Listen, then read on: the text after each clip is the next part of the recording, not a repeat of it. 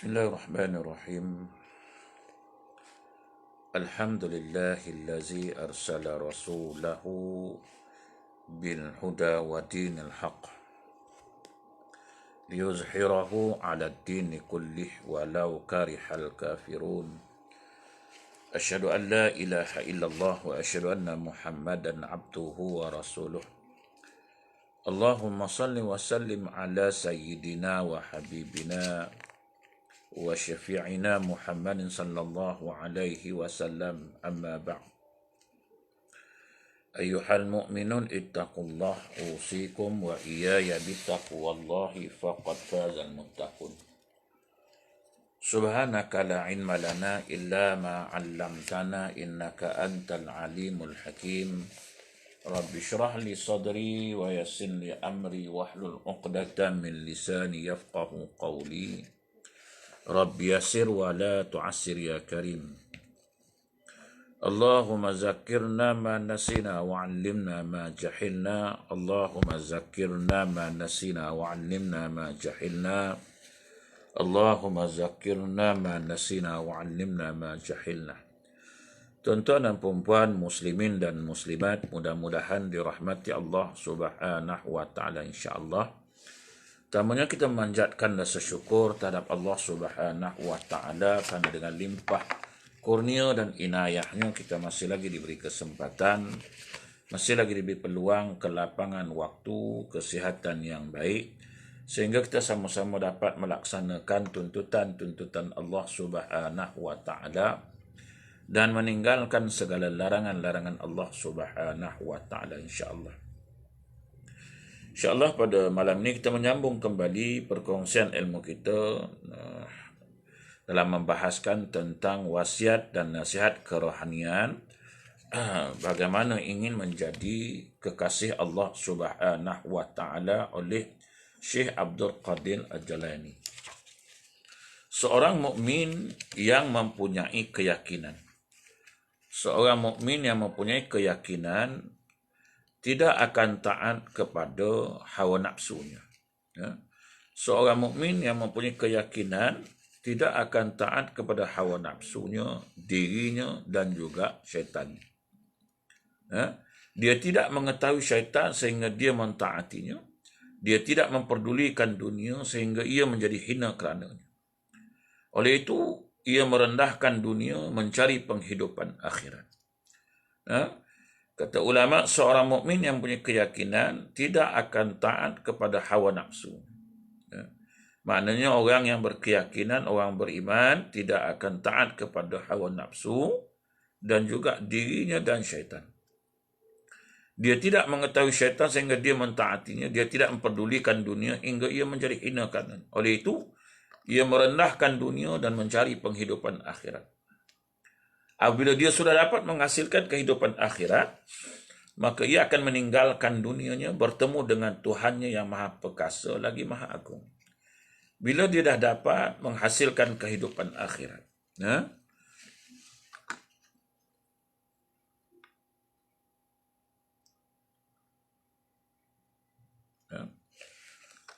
bila dah menghasilkan kehidupan akhirat, maka dia akan meninggalkan dunianya. Dia akan meninggalkan dunianya, bertemu dengan Tuhannya yang Maha Perkasa lagi Maha Agung. Dia ikhlas beribadah kepadanya dalam semua waktunya. Dia mendengar firman Allah Subhanahu wa taala yang berbunyi, "Wa ma umiru illa liya'budullaha mukhlishina lahuddin."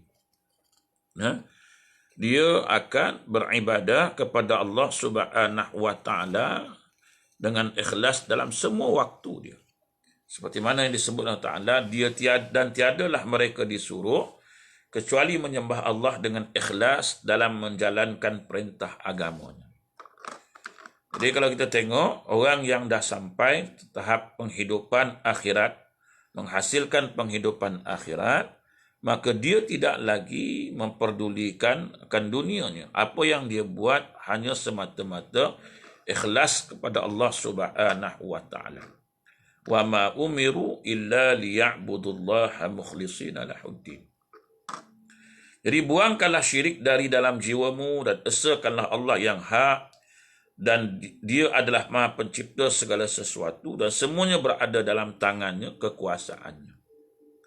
Ya. Kalau kita tengok, ya, orang yang dah sampai kepada tahap menghasilkan kehidupan akhirat, maka ia akan meninggalkan dunianya, bertemu dengan Tuhan dalam keadaan ikhlas semata-mata kerana Allah Subhanahu wa taala. Dia tidak mensyirikkan Allah Taala, dia membuang perkara-perkara syirik dari dalam jiwanya. Jadi wahai orang yang menuntut segala sesuatu selain daripada kepadanya, apakah kamu tidak berakal? Tidakkah kamu tahu bahawa segala sesuatunya itu berada dalam pembendaharaannya? Ingatlah bahawa Allah Subhanahu wa taala berfirman, wa in min syai'in illa indana khazainuhu wa ma nunazziluhu illa biqadarin ma'lum. Dan tidak ada sesuatu pun melainkan di sisi kami lah khazanah, yakni pembendaharaannya, dan kami tidak akan menurunkannya melainkan dengan ukuran yang tertentu. Jadi Allah Subhanahu wa taala Maha mengetahui semua khazanah pembendaharaan adalah miliknya. Dan dia tidak akan menurunkan melainkan dengan ukuran ketentuan yang sewajarnya bagi seseorang. Jadi wahai hamba, tidurlah kamu di bawah naungan takdir. Berbantahlah engkau dengan kesabaran, bersikap redalah engkau terhadap takdir yang sudah ditentukan buatmu. Jadi kita hidup ini kena beriman dengan qada dan qadar Allah Subhanahu wa taala. Kita hidup ini dengan kesabaran, dengan redha terhadap Allah Subhanahu wa taala. Kalaulah kita hidup ini tidak mau menerima qada dan takdir Allah, kita belum lagi dianggap sebagai orang yang beriman. Sebab kesemua itu ketentuan Allah Subhanahu wa taala. Apa yang Allah bagi itu, apa yang Allah turunkan itu menurut ketentuan ukurannya. Apa saja kehendak Allah Subhanahu wa taala, Allah taala berhak melakukannya, bukan mengikut kehendak kita. Jadi kalau kita tengok, hiduplah dengan di bawah naungan takdir Allah Subhanahu wa taala. Nah, berbantahlah kita dengan kesabaran, bersikap redalah kita terhadap takdir yang sudah ditentukan buat kita. Beribadahlah engkau dengan selalu menanti dan mengharapkan kebahagiaan. Apabila engkau benar-benar telah berbuat demikian, maka Zat yang Maha Kuasa akan mencucurkan semua anugerahnya dan mengurniakan semua nikmatnya kepadamu di luar yang pernah engkau cari dan engkau dambakan. Jadi engkau buatlah, dia kata demikian, apabila engkau benar-benar telah berbuat seperti mana yang disebutkan, hidup dalam takdir Allah, berbantalkan kesabaran, redha terhadap apa yang ditakdirkan, maka Zat yang Maha Kuasa akan mencucurkan semua anugerahnya. Itu yang disebut wa man yattaqillah yaj'al lahu makhraja, yang tak disangka-sangka, nikmat rezeki yang tak disangka-sangka, yang di luar pernah engkau cari dan engkau dambakan. Wahai kaumku, dia kata, sesuaikanlah dirimu dengan kudratmu. Terimalah dari Abdul Qadir Jalani telah berusaha bersungguh-sungguh menyesuaikan diri dengan kudrat. Ikutilah langkahku dalam menyesuaikan diri dengan kudrat ini, kerana sikap itu telah menghantar diriku kepada Zat yang Maha Kuasa. Sesuaikanlah dirimu dengan kudrat. Buatlah sekadar kemampuan kamu. Terimalah apa yang ditakdirkan kepada kamu. Buat apa yang sesuai yang dengan kemampuan kamu yang telah diberikan oleh Allah Subhanahu wa taala. Yang selebihnya itu kita berserah kepada Allah Subhanahu wa taala. Wahai kaumku, hina dan rendahkanlah dirimu kepada Allah, pada kekuasaannya, kepada takdir dan perbuatannya. Kita tundukkan zahir dan batin kita kepadanya. Kita sesuaikan diri kita dengan kudrat kita dan kita jalani liku-liku hidup ini bersama kudrat itu. Hina dan rendahkanlah dirimu kepada Allah Subhanahu wa taala. Hina dan rendahkanlah dirimu kepada Allah pada kekuasaannya, kepada takdir dan perbuatannya. Kita tundukkan zahir dan batin kita kepada Allah Subhanahu wa taala. Kita sesuaikan diri kita dengan kudrat kita.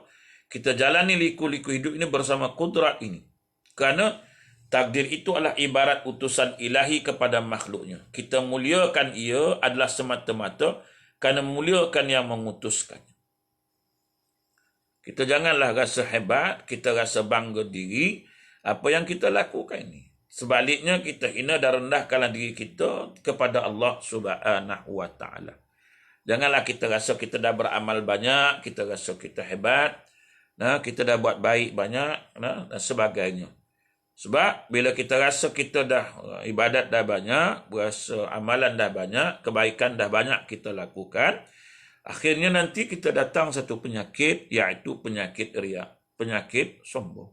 Berasa diri dah hebat, diri dah suci, diri dah bersih. Maka itu sebab dinasihatkan kepada kita. Hina dan rendahkanlah dirimu kepada Allah, kepada kekuasaannya, takdir dan perbuatannya. Kita tundukkan zahir dan batin kita kepadanya. Kita sesuaikan diri kita dengan kudrat kita, kita jalani hidup-hidup, liku-liku hidup ini bersama kudrat. Kerana takdir itu adalah ibarat utusan ilahi kepada makhluk dia. Kita muliakan ialah semata-mata memuliakan yang mengutusnya. Apabila hal ini telah kita lakukan, maka ia akan membawa kita bersamanya menghadap yang Maha Kuasa untuk memperolehi pertolongannya. Sesuai dengan firman-Nya yang berbunyi, Hunalikal walayatu lillahil haq wa khairun thawaban wa khairun uqbah. Di sana pertolongan itu hanya datang dari Allah yang hak, dia adalah sebaik-baik pemberi pahala dan sebaik-baik pemberi pembalasan. Jadi bila kita dah menghinakan diri kita, merendahkan diri kita kepada Allah Ta'ala, kepada kekuasaannya, kepada takdir dan perbuatannya, maka sewajarnya lah kita memohon pertolongan kepada Allah Subhanahu wa Ta'ala. Sebab dialah yang Maha penolong, dialah sebaik-baik pemberi pahala dan sebaik-baik pemberi pembalasan. Maka kita mengharap, kita memohon kepadanya dan menerima segala apa yang kita lakukan, amalan-amalan yang kita buat. Tapi kalau kita dah sampai tahap membanggakan diri kita, menyombongkan diri kita, sebab kerana amalan kita yang banyak, kebaikan yang kita lakukan terlalu banyak, akhirnya kita lupa nak mohon kepada Allah Ta'ala, pertolongan kepada Allah Subhanahu wa Ta'ala. Kita akan memperoleh minuman daripada lautan ilmunya, makanan daripada limpahan anugerahnya, merasa tenang dengan ketenangannya, serta mendapat perlindungan daripada belayar rahmatnya. Keutamaan ini hanya akan diperoleh oleh seorang sahaja daripada setiap sejuta manusia yang terdiri daripada berbagai suku dan bangsa. Ulama kata kita akan memperoleh minuman dari lautan ilmunya dan makanan daripada limpahan anugerahnya, merasa tenang dengan ketenangannya serta mendapat perlindungan daripada belayar rahmatnya. Semua yang kita dapat ini adalah rahmat Allah Subhanahu wa Ta'ala, anugerah Allah Subhanahu wa Ta'ala, ketenangan yang diberikan oleh Allah Subhanahu wa Ta'ala. Janganlah kita rasa semua itu atas usaha kita, tetapi semua itu atas limpahan anugerah. Tenang itu limpahan anugerah rahmat Allah Subhanahu wa Ta'ala. Perlindungan itu perlindungan daripada belayar rahmat Allah, kasih sayang Allah Subhanahu wa Ta'ala. Wahai hamba, dia kata, peliharalah ketakwaanmu, peliharalah kaedah-kaedah syarak, peliharalah semangat untuk selalu melawan godaan hawa nafsu, syaitan dan sahabatmu yang jahat. Jadi kita setiap saat, setiap waktu disuruh memelihara ketakwaan kita kepada Allah Subhanahu wa Ta'ala. Peliharalah kaedah-kaedah syarak, peliharalah semangat untuk selalu melawan godaan hawa nafsu, syaitan dan sahabatmu yang. Seorang mukmin senantiasa berperang dengan mereka. Dan dalam peperangan itu, topi perisainya sentiasa berada di atas kepalanya, pedangnya sentiasa terhunus, punggung kudanya tidak akan pernah terlepas daripada tempat duduk. Ia tidur sebagaimana tidurnya suatu kaum, makannya sebagaimana umum mereka makan. Ia mengalahkan pidatonya dan memilih bersikap bisu sebagai budayanya.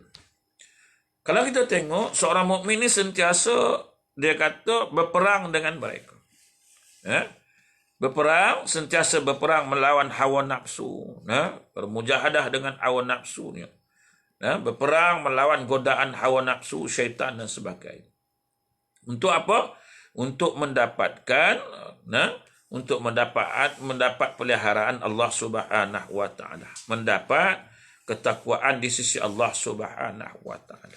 Maka kita kena sentiasa berperang, melawan. Yang sentiasa kita berlawan adalah dengan hawa nafsu kita, dengan musuh-musuh kita, dengan syaitan yang ada sentiasa menggoda kita. Kita sentiasa berlawan. Nah, andai kata kita dapat menewaskan mereka, maka kita beruntung menjadi orang-orang yang disebut orang yang bertakwa kepada Allah Subhanahu wa taala. Kalau kita gagal, artinya kita tunduk pada hawa nafsu, kita tunduk kepada syaitan, maka kita terjerumus dalam kehinaan. Hanya Allah yang mampu membuat mereka berkata-kata, takdir Allah akan membuat mereka berkata-kata. Digerakkannya organ berbicara mereka di dunia. Semua ini adalah atas kehendak Allah Subhanahu wa taala. Kita boleh bercakap, kita boleh berjalan, janganlah kita rasa sombong, sebab ini semua adalah digerakkan oleh Allah Subhanahu wa taala. Kalau tak digerakkan oleh Allah Subhanahu wa taala, sehebat mana pun kita, sekuat mana pun kita, kalau Ta'ala tak gerakkan, tak mampu kita bergerak.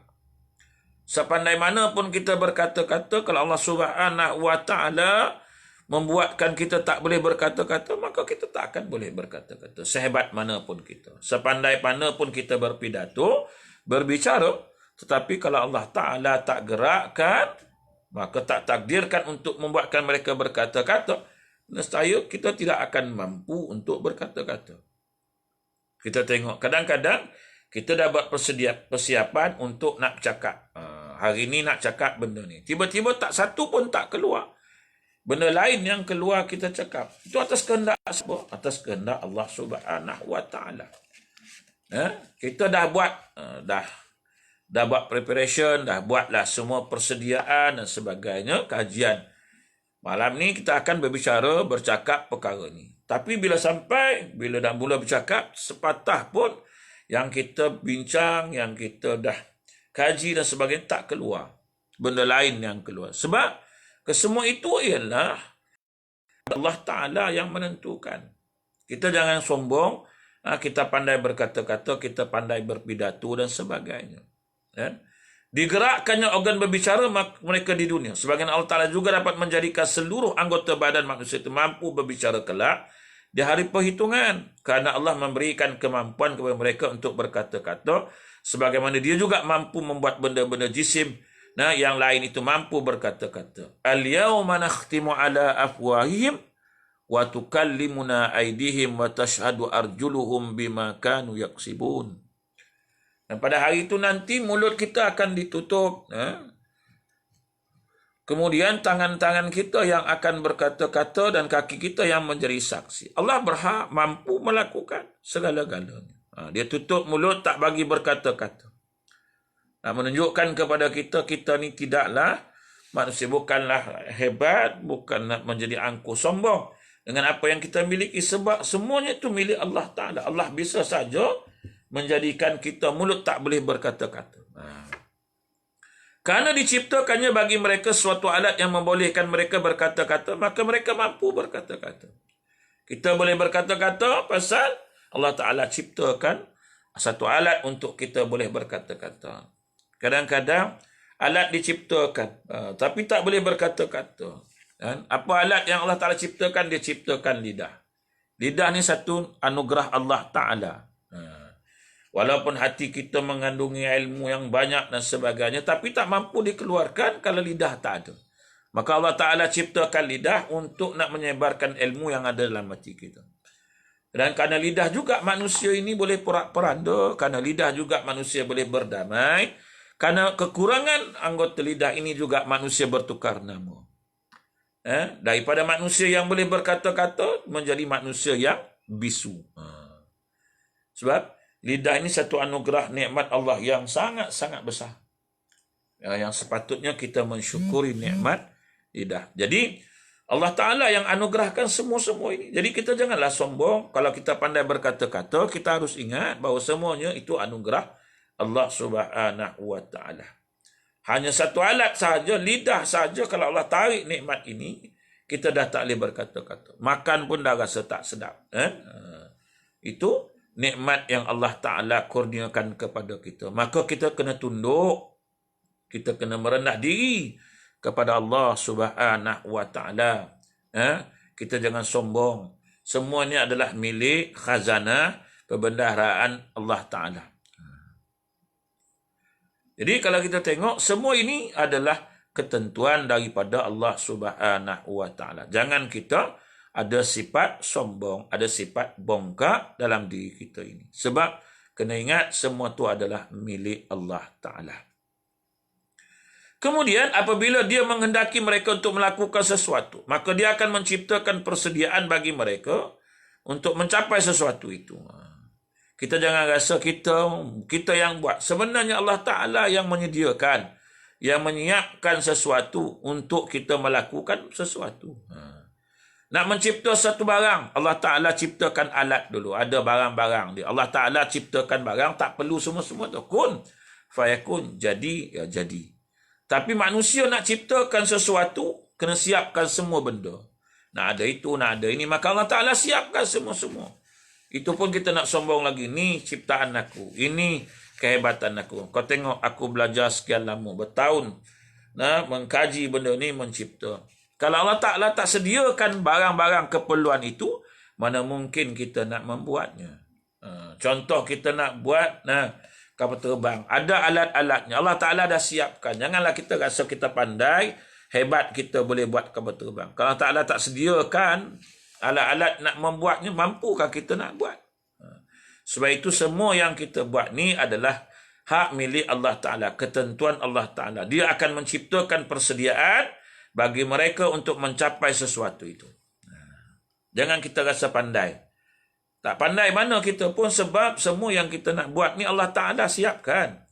Apabila dia menghendaki mereka untuk melakukan sesuatu, maka dia akan menciptakan persediaan bagi mereka untuk mencapai sesuatu. Dia berkehendak agar ada orang yang tampil untuk menyampaikan berita tidak gembira dan berita gembira kepada manusia dengan cara yang tidak dapat ditewaskan. Sehingga para Nabi dan Rasul itu boleh berbicara dan berhadapan dengan mereka. Itu hak milik Allah Subhanahu wa Ta'ala. Jangan kita rasa sombong, jangan kita rasa angkuh. Yang biasanya sepatutnya kita merasa rendah dirilah, tawaduklah, sebab semua ni adalah milik Allah Subhanahu wa Ta'ala, bukan milik kita. Semua ni ketentuan Allah Subhanahu wa Ta'ala. Walaupun kita rasa diri kita hebat dan sebagainya, tapi kena ingat semua itu atas kehendak Allah Subhanahu wa Ta'ala.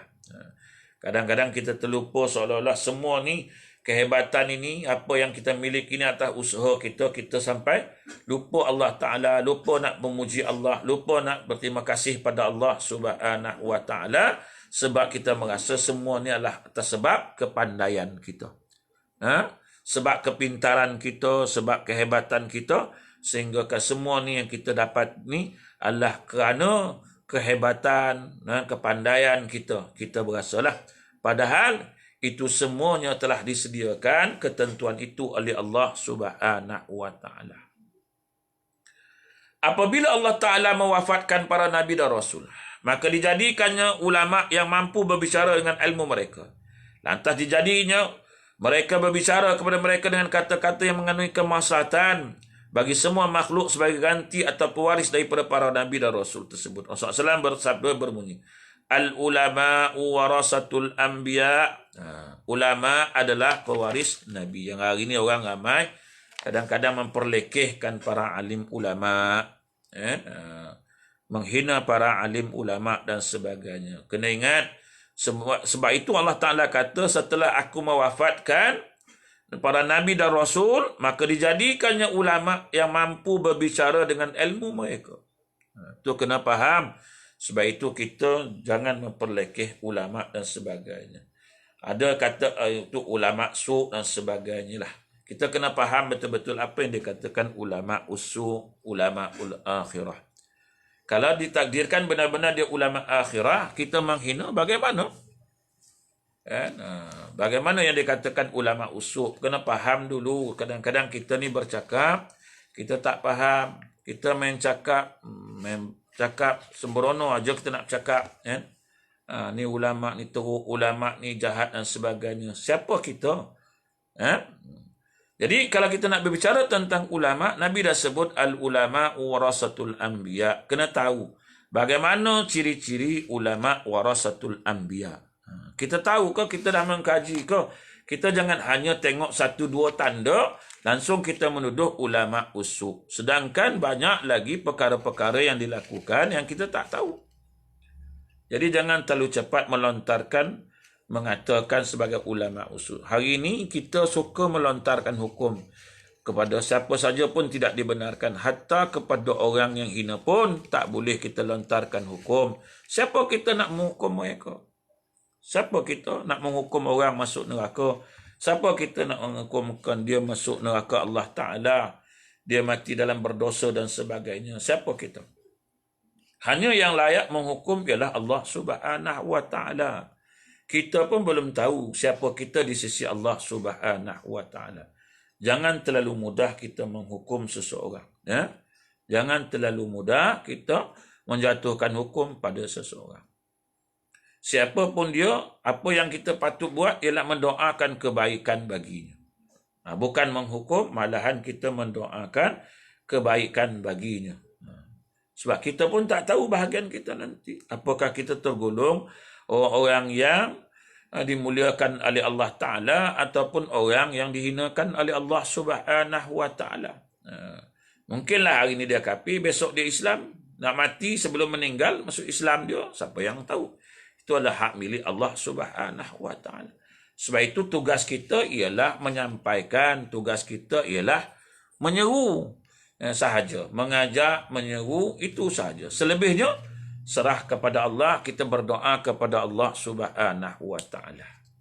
Kita tak boleh menghukum. Bila orang tak ikut kita, langsung kita hukum dia. Tak, belum tahu. Jadi, kita apa yang kita perlu buat ialah sentiasa menyeru, mengajak, amal ma'ruf dan sebagainya, nahi mungkar. Selebihnya berdoa kepada Allah Subhanahu Wa Ta'ala. Jangan kita pula menghukum. Siapa kita untuk menghukum mereka? Tak layak menghukum mereka. Sebab kita pun tak tahu. Hanya yang tahu itu di sisi Allah Subhanahu Wa Ta'ala. Nanti Allah sahaja yang layak menghukum. Para ulama adalah pewaris para Nabi. Wahai kaumku, bersyukurlah kamu kepada Allah atas segala nikmat yang sudah dikurniakannya kepada kamu. Semua nikmat yang dikurniakan kepada kita yang tak terhitung banyak ni. Wa in ta'uddu ni'matallahi la tuhsuha, sampai tak terhitung banyak.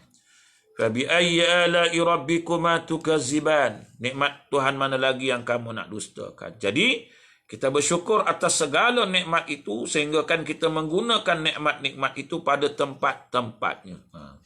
Nikmat waktu lapang, nikmat sihat, kita gunakan kepada perkara-perkara yang sewajar yang dikehendaki oleh Allah Subhanahu Wa Ta'ala.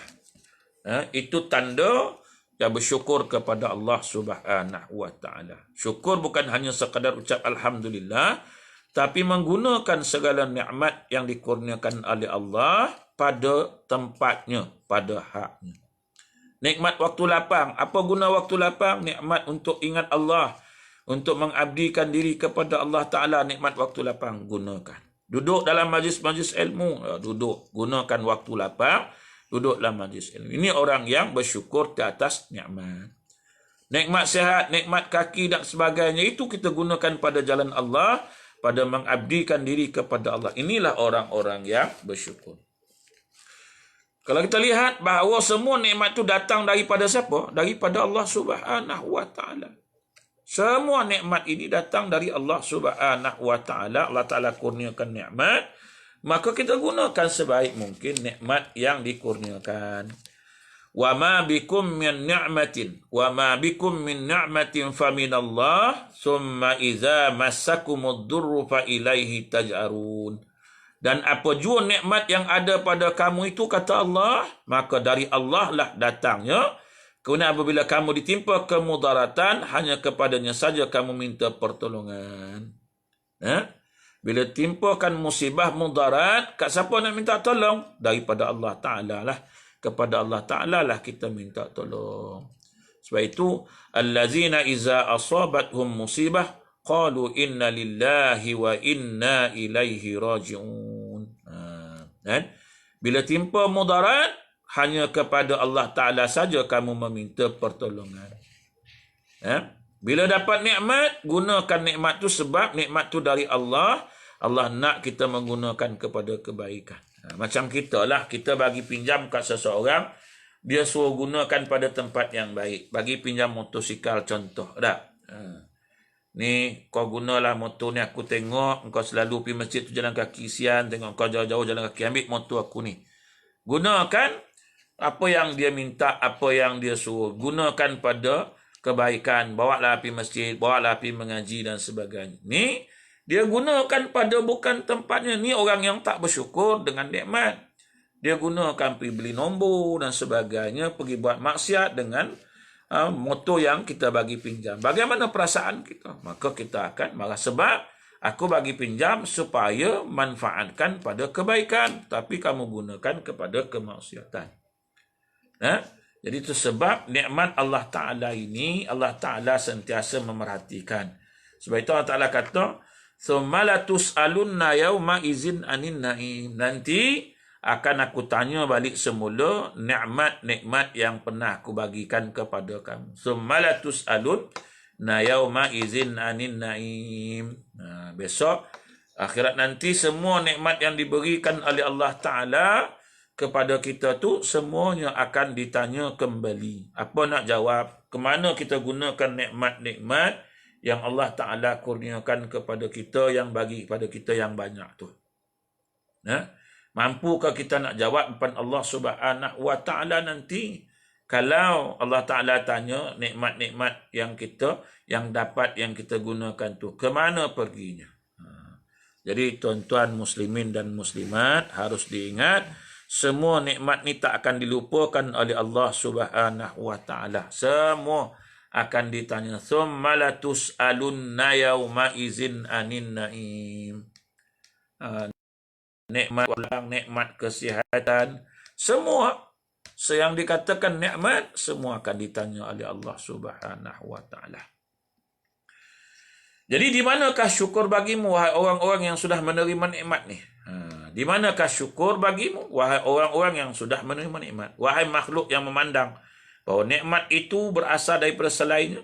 Suatu ketika kamu berpendapat bahawa nikmat itu datangnya dari selain Allah, manakala pada ketika lain kamu berkeyakinan bahawa nikmat itu datang daripada hasil usaha kamu sendiri, seakan-akan kamu sendiri yang menciptakan nikmat itu dan pandanganmu sentiasa menuju kepada yang tidak padamu, tidak ada padamu, atau kepada apa yang berada di tangan orang lain. Malahan pada satu ketika pula kamu menggunakan nikmat yang kepada itu sebagai pendukung dirimu melakukan kemaksiatan kepada Allah Subhanahu wa Ta'ala. Besok dia kata, wahai makhluk yang memandang bahawa nikmat itu berasal daripada selainnya, bukan dari Allah Ta'ala. Satu ketika kamu berpendapat bahawa nikmat itu datang daripada selain Allah, manakala pada ketika lain kamu berkeyakinan bahawa nikmat itu datang daripada hasil usaha kamu sendiri. Ini semua nikmat yang kita perolehi atas usaha yang kita lakukan, atas kepandaian kita, atas kehebatan kita lah. Semua nikmat-nikmat yang kita peroleh ini pasal kita pandai, kita yang buat, kita yang usaha. Seakan-akan kita yang menciptakan nikmat itu. Seolah semua nikmat ni kita yang cipta, kita yang punya, kita yang dapatkan. Jadi, pada pandanganmu sentiasa menuju kepada yang tidak ada padamu, atau pada apa yang berada di tangan orang lain. Malahan pada suatu ketika, kamu menggunakan nikmat yang kepada itu sebagai pendukung pula untuk nak melakukan kemaksiatan pada Allah Ta'ala. Oleh kerana kamu rasa kamu yang punya nikmat, kamu usaha kamu cari, kamu boleh guna sewenang-wenangnya lah. Kamu nak buat maksiat, kamu nak buat benda haram, orang tegur pun kamu kata, aku punya pasal lah. Duit aku, aku yang cari, yang kau sibuk apa pasal? Titik peluh aku, duit aku punya. Aku nak buat apa pun aku punya pasal lah. Sedangkan semua itu adalah milik Allah Subhanahu wa Ta'ala. Kita terlupa yang tu semuanya dari Allah Subhanahu wa Ta'ala. Maka dengan sombong kita jawab, hak aku nak buat apa pun, hak aku. Aku yang cari. Aku yang bertungkus lumus cari. Aku yang bertungkus lumus mendapatkannya. Yang kau sibuk apa pasal? Kau jealous ke? Kau tak ada ke? Dan sebagainya. Nanti besok, semua nikmat itu akan ditanya oleh Allah Ta'ala. Kita jangan sombong, semua itu adalah daripada Allah Ta'ala. Sebab itu Tuhan kata, wa ma bikum min ni'matin fa minallah. Apa jua nikmat yang ada pada kamu itu, maka dari Allah lah datangnya. Kena ingat bahawasanya semua nikmat, apapun nikmat yang kita peroleh hari ini adalah milik Allah. Wa ma bikum min ni'matin fa minallah. Jangan kita rasa sombong sangat, jangan kita rasa bongkak sangat apa yang kita ada hari ini, seolah-olah hak milik kita. Kita boleh buat sesuka hati kita. Kita nak gunakan sesuka hati sampai orang tegur pun tak boleh. Yang kau sibuk apa pasal? Ini hak aku. Kan? Duit aku, harta aku punya pasal lah. Aku nak buat maksiat ke apa ke, duit aku. Yang kau sibuk-sibuk apa pasal? Kan? Biasa kan nak jawab macam tu lah. Dah marah kita pun jawab lah. Yang kau sibuk-sibuk apa pasal lah, duit aku. Aku yang cari. Aku bukan hutang dengan kau. Aku kan minta duit dengan kau. Kalau aku nak buat apa pun. Tetapi kena ingat bahawasanya wa ma bikum min ni'matin fa minallah. Allah Ta'ala hantarkan wakil untuk menegur kita, membetulkan kita, tapi kita sombong. Kita angkuh sebab seolah-olah nikmat itu kita yang punya, kita yang cari dan sebagainya. Hak kita lah, kita nak buat apa sehingga orang tegur pun tak boleh. Kan? Padahal semua nikmat tu nanti akan ditanya. Semua akan menuntut. Pada nikmat yang kita peroleh itu pun ada hak-hak orang lain yang kadang-kadang kita tak bagikan.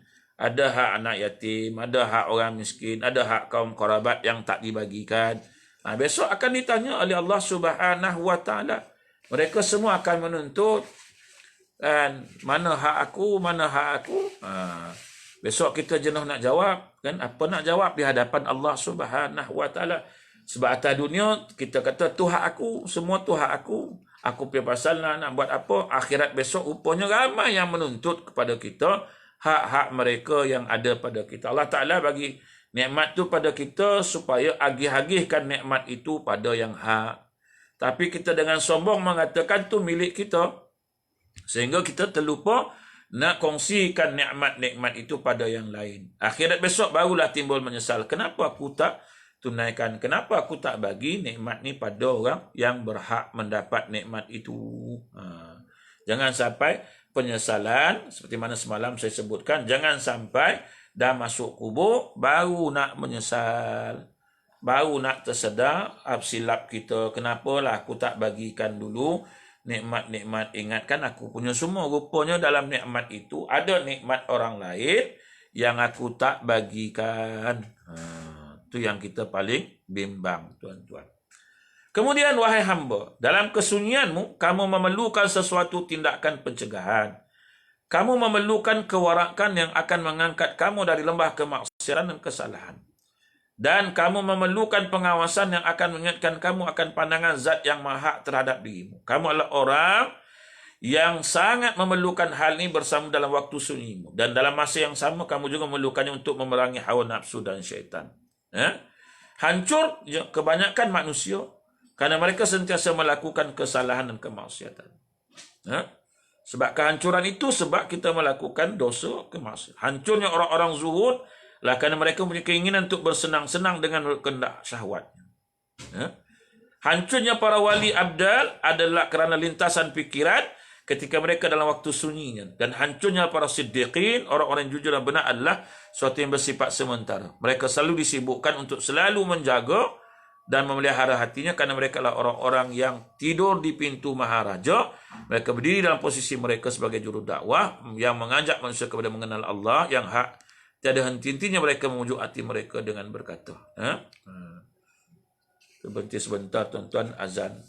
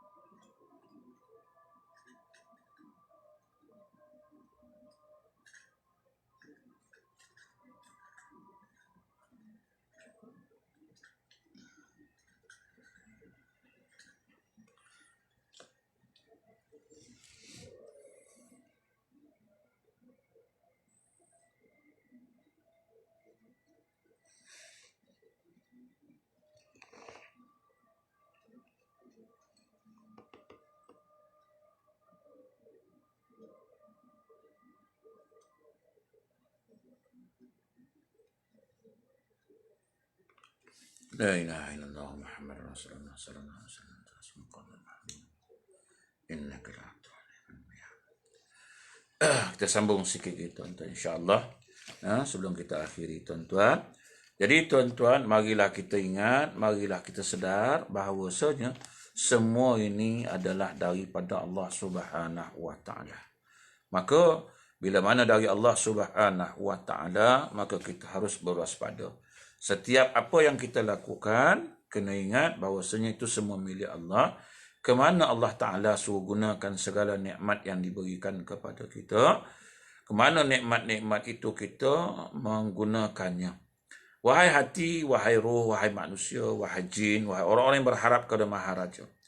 Marilah kita ketuk pintu Maharaja, bersegeralah kita kepadanya dengan tapak hati kita, dengan tapak takwa dan tauhid, makrifah dan kewarakan kita yang tinggi, kezuhudan kita di dunia, di akhirat dan dalam suatu selain daripada yang berkaitan secara langsung dengan Tuhan kita. Jadi kita kena ingat, kita serahkan semua ini semuanya kepada Allah Subhanahu wa taala. Bertakwalah kita kepada Allah, apapun yang kita lakukan ini semuanya kita kembali ingat kepada Allah Subhanahu wa taala. Inilah kesibukan kita. Kita sudah bertekad untuk memperbaiki semua makhluk di bumi. Tekad dan cita-cita kita meliputi langit dan bumi, meliputi aras dan bintang-bintang di angkasa. Wahai hamba, jauhkanlah daripada kita ni nafsu dan hawamu. Jadikanlah ia laksana bumi yang berada di bawah tapak kaki manusia atau laksana debu di tangan-tangan mereka. Jauhilah diri kita ni daripada keinginan hawa nafsu kita. Jadikanlah ia laksana bumi yang berada di bawah tapak kaki kita. Kita kena tundukkan dia. Kita kena dudukkan dia seperti mana bumi ini di bawah tapak kaki. Kita kena letakkan nafsu kita tu yang paling bawah sekali. Keinginan kita yang paling bawah. Janganlah kita terlalu mengikut telunjuk hawa nafsu kita. Sampaikan dianggap sebagai bertuhankan dengan hawa nafsu. Sesungguhnya Allah Ta'ala yang maha mengeluarkan yang hidup daripada yang mati. Dan mengeluarkan yang mati daripada yang hidup. Dengan pengertian bahawa dia telah mengeluarkan Ibrahim alaihissalam dari kedua-dua orang tua baginda yang mati dalam kekufuran. Orang mukmin adalah makhluk yang hidup, sedang orang kafir adalah makhluk yang mati. Orang yang mengesahkan Allah Ta'ala orang yang hidup, dan orang yang persekutukannya adalah orang yang mati. Inilah sebabnya Allah Ta'ala berfirman pada Nabi Musa alaihissalam, "Awalu man mata min khalqi iblis." Yang mula-mula sekali mati dari kalangan makhluk-makhlukku ialah iblis. Iblis itu derhaka kepada Allah Subhanahu wa Ta'ala. Dan ia mati kerana kederhakaannya itu. Ketika ini adalah akhir zaman, telah nyata sekali kemunafikan dan kedustaan. Janganlah kamu duduk bersama orang-orang munafik, pendusta dan mengikut darjat. Celakalah kamu wahai jiwa orang yang munafik, kafir, zalim dan musyrik. Jadi kita diingatkan, janganlah kita mengikut jiwa-jiwa orang-orang yang disebutkan. Jiwa orang yang munafik, kafir, zalim dan musyrik. Janganlah kamu duduk bersama-sama orang munafik, pendusta dan pengikut darjat. Sebab itu dia kata, jangan kita terlalu bangga sangat dengan apa yang kita miliki hari ini. Pangkat, kedudukan, harta, semua ni kita jangan terlalu banggakan sangat. Semua itu adalah sifatnya pun sementara. Nanti kembali kepada Allah Subhanahu wa Ta'ala. Maka kita kena ingat kita akan berhadapan dengan soal jawab di sisi Allah Subhanahu wa Ta'ala. Jadi tuan-tuan, kita cuba berusaha sekian hari, sekian waktu, setiap saat. Kita cuba untuk menundukkan segala keinginan hawa nafsu kita. Mengikut kemampuan yang kita ada, kita berusaha bersungguh-sungguh untuk memerangi hawa nafsu. Bagaimana kita boleh duduk bersama jiwa kotor? Oleh itu perangilah mereka, janganlah engkau bersahabat dengan mereka. Namun jangan pula kamu jauhi mereka sejauh-jauhnya. Penjarakan mereka, berikan hak asasi mereka. Tundukkanlah mereka dengan kesungguhan dan dengan ketekunan. Manakala nafsumu, hendaklah engkau mengendalikannya, jangan sampai dia mengendalikan kamu. Jangan sampai nafsu kita mengendalikan kita. Biar kita mengendalikan nafsu. Nafsu itu tidak ubahnya bagaikan anak kecil yang belum mempunyai akal. Bagaimana engkau mesti belajar daripada seorang kanak-kanak menerima sesuatu daripadanya. Jadi kita kena tundukkan dia, bukan dia menundukkan kita.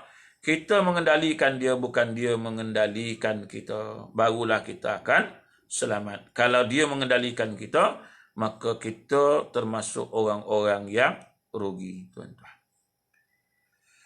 Adapun syaitanlah musuhmu dan musuh bapamu, Adam alaihissalam. Bagaimana hendak engkau bersandar kepadanya, sedangkan antara engkau dengannya terdapat permusuhan turun-temurun, dendam yang sudah berakar pada kedua-dua belah pihak. Janganlah engkau berlindung kepadanya. Engkau tidak akan aman daripada mereka, kerana ia telah memerangi ayah dan ibu Adam dan Hawa dahulu kala. Ini musuh yang turun-temurun. Siapa? Syaitan. Musuh turun-temurun daripada zaman Nabi Adam alaihissalam, zaman Hawa.